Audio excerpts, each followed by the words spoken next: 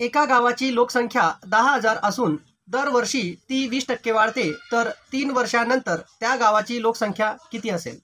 अशा पद्धतीचा प्रश्न आहे. तर या ठिकाणी एकूण लोकसंख्या पाहायची किती आहे, तर 10,000. तर 10,000 लिहून घ्यायचं आहे, गुणिला वाढ होते किती, दरवर्षी किती वाढते, 20% वाढते. म्हणजे 100 मध्ये 20 मिळवा, 120 होतील. तर हे 120 काय करायचं आहे, 120 अंशस्थानी आणि टक्केवारी आहे म्हणून भागीला काय करायचं, 100 करायचंय.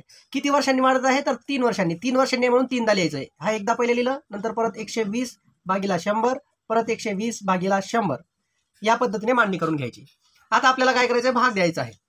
तर इथं पहा, 0 0 कॅन्सल, परत 0 कॅन्सल, 0 कॅन्सल, हे झालं. त्यानंतर पुढची क्रिया, हा 0 कॅन्सल, नंतर इथला 0 कॅन्सल करायचा आहे, नंतर हा 0 कॅन्सल होईल, नंतर हा 0 सुद्धा कॅन्सल होणार आहे. आता इथं सुद्धा हा 0 कॅन्सल होईल, परत हा 0 कॅन्सल होईल अंशस्थानाचा, नंतर हा 0 कट करायचा, परत हा 0 सुद्धा कट करायचा. म्हणजे आपल्याकडे काय, 120 गुणिला 12 गुणिला 12 बरोबर. आता 120 गुणिला 12चा वर्ग 144 होतात बरोबर.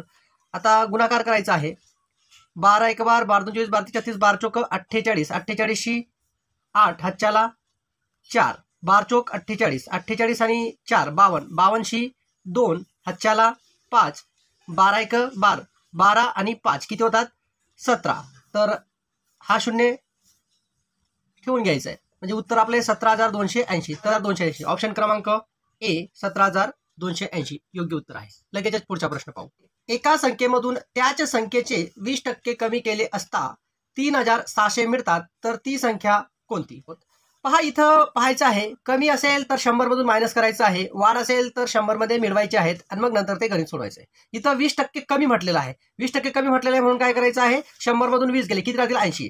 तर मांडणी करायची. 80 केले असता किती असतात, 3,600 मिळतात. ओके, म्हणजे 80ला 3,600, तर 100ला किती, म्हणजे ती संख्या एक्स मानायची. म्हणजे 100 बरोबर किती, एक्स मानायची. आता काय करायचं, तिरकस गुणाकार करूया आपण. तिरकस गुणाकार करत असताना म्हणून एक्स बरोबर 3,600 गुणिला 100 आणि हा भागीला किती, 80 करायचा आहे. ओके, आता भाग देऊया.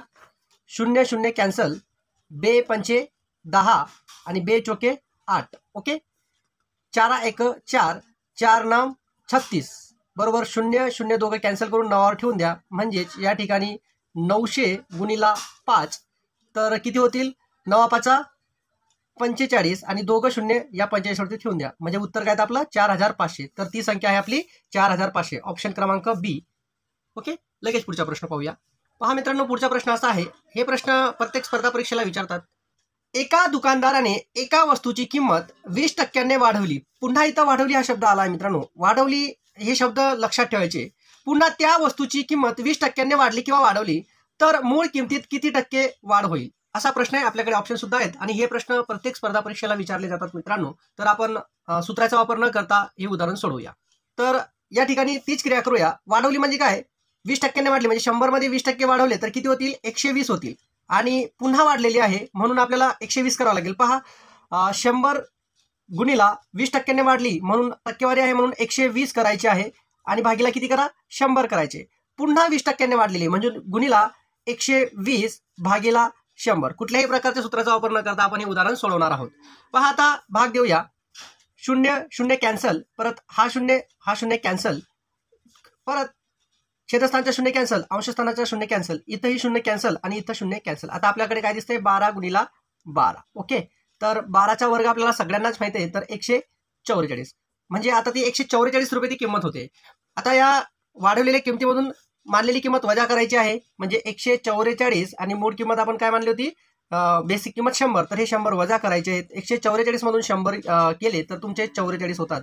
तर टक्केवारीचे चिन्ह देऊन द्या. तर ती किंमत किती टक्क्यांनी वाढणार आहे, 44% वाढले. असे बऱ्याच परीक्षेला असे प्रश्न विचारतात. तर ऑप्शन क्रमांक सी उत्तर योग्य आहे, 44%. लगेच पुढचा प्रश्न पाहूया. मित्रांनो, त्याच प्रकारचा प्रश्न आहे, फक्त इथं शब्दांचा खेळ आहे. पहा, इथं कहा, या ठिकाणी एका वस्तूची किंमत सुरुवातीला 10% कमी केली. किती टक्क्यांनी, 10% कमी केली. व पुन्हा त्या वस्तूची किंमत 10% कमी केली. पहा, 2% कमी केलेली आहे. तर त्या वस्तूची किंमत एकूण किती टक्क्यांनी कमी झाली. तर असाच प्रश्न आहे, फक्त मागच्या वेळेला जास्त हा शब्द आला होता, तर इथं काय कमी आहे. म्हणजे वाढ, जास्त, अधिक हे शब्द असतील तर बेरीज करायची आणि कमी, वजा पूर्वी हे शब्द आले तर वजाबाकी करायचे. आता इथं काय करायचे, 10% कमी केली म्हणजे 100 मधून 10 गेले किती राहतात, 90 होतील. ओके, मुळात आपल्याला काय करायचं, मग 100 गुणिला टक्केवारीचे चिन्ह आहे म्हणून 100 मधून 10 गेले किती राहतात, 90, आणि टक्केवारी असेल म्हणून भागीला 100 करायचं आहे. परत तीच वस्तू 10% कमी झाली म्हणजे पुन्हा झालेली आहे म्हणून 90 भागीला काय करायचंय, 100 करायचंय. या पद्धतीने मांडणी करायची, कुठल्याही प्रकारच्या सूत्राचा वापर न करता. इथं 0 0 कॅन्सल, इथला 0 परत इथला 0 कॅन्सल. ओके, त्यानंतर दोघांचे 0 कॅन्सल झाले. आता राहतात हे, हा 0 कॅन्सल, हा 0 कॅन्सल, 0 0 कॅन्सल. आता काय होत आहे, 9 गुणिला 9, 9 गुणिला 9, नम 81 होतात. म्हणजे मूळ किंमत किती, 100 मायनस 81, तर किती राहतील आपले, 100 मधून 81 गेले तर 19%. तर 19% त्या ठिकाणी कमी झालेली आहे. इथं ऑप्शन थोडे योग्य झाले नाही, तर ऑप्शनच्या दुरुस्ती करून घेऊया आपण. अलट पलट झालेली आहे. तर ऑप्शन क्रमांक ए आहे 19%, हे होतं 18%, इथे होते 17% आणि इथं होतं 16%. तर आपलं योग्य ऑप्शन आहे 19% नि कमी झालेली आहे. व्हिडिओ आवडला असेल तर व्हिडिओला लाईक करा. वरती असो कोणत्याही प्रकारचे स्पर्धा परीक्षेचे वरती असो तर असे प्रश्न विचारले जातात. असेच नवीन नवीन व्हिडिओ पाहण्यासाठी आपल्या कृष्णा अकॅडमी वराड या यूट्यूब चॅनलला सबस्क्राईब करा. थँक्यू.